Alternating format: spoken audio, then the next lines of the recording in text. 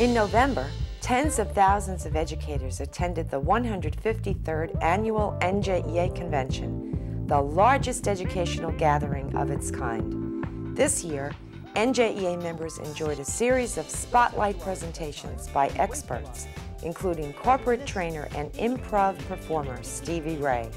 At one point, the child will say, "Shut up and play." How often would you like to say "shut up and play" at work? My presentation is called Think Like a Team. Teachers don't often get a chance to work in teams. They're in a room, dealing with a classroom setting, very, I wouldn't say isolated, but in a large way isolated from other co-workers and adults. So when they do come together as a team, there are a lot of techniques that help make teamwork easier and more productive, and that's why I'm here, is to show them those techniques.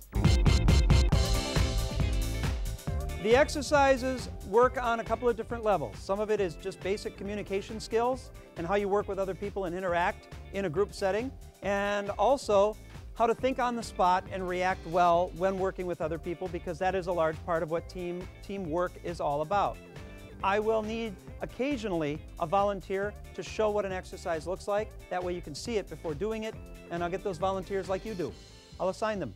One of the warm-up exercises we have is one called word ball. Word ball is a word association game. You all know word association if you've been to the psychiatrist? Mm-hmm. Yeah. Every week. She's going, "We're teachers. What do you think we do in our free time?" All right. The way word ball is played is a group of people stand in a circle. One person starts with a word and throws it to anybody they want. That person says the first word that comes to their mind. They throw that to somebody else. Then that person has to say the first word based on that word, and then they keep the chain going. Winter. Summer. Skis. Break. My leg. A skunk. Smelly. Ooh, I don't know. Dog. It sounds like the simplest game ever. On paper, it is. And most people who start think, well, this should be pretty easy. All I have to do is say the first word that comes to my head. Everybody freezes up. Their response is stuck, and they don't know what to say, and then they look at somebody and go, "I don't know, shoe, I guess." Why did you get stuck? We're old. What's that? Because we're old. Way to go. I'm old. Leave me alone. I've earned the right to be stuck.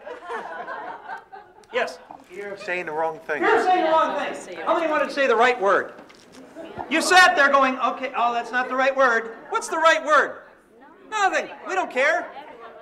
Every word is right. But we tell ourselves, if this isn't just the right thing, the whole group is not going to go along with me. People can work better together by playing. When children play together, there's a very specific set of rules that they follow.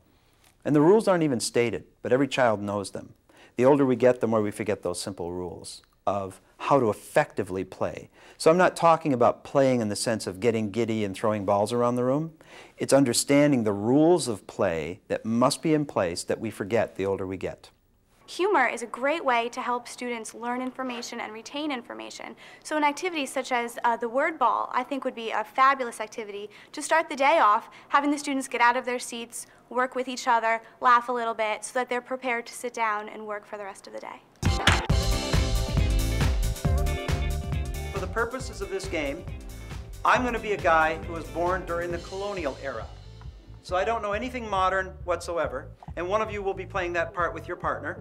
And Tigwa's job is to explain to me a car, an automobile that she owns, sitting right here in front of me.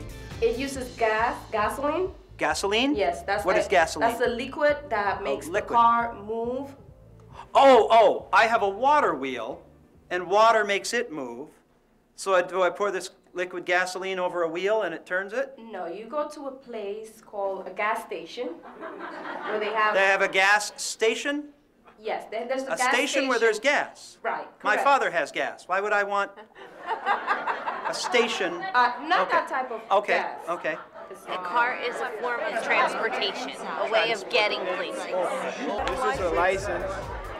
A teacher will be able to take these back and see what elements are in place in my classroom and how can I correct one or two little elements and keep everybody moving forward and supporting each other as a group. Just trust me.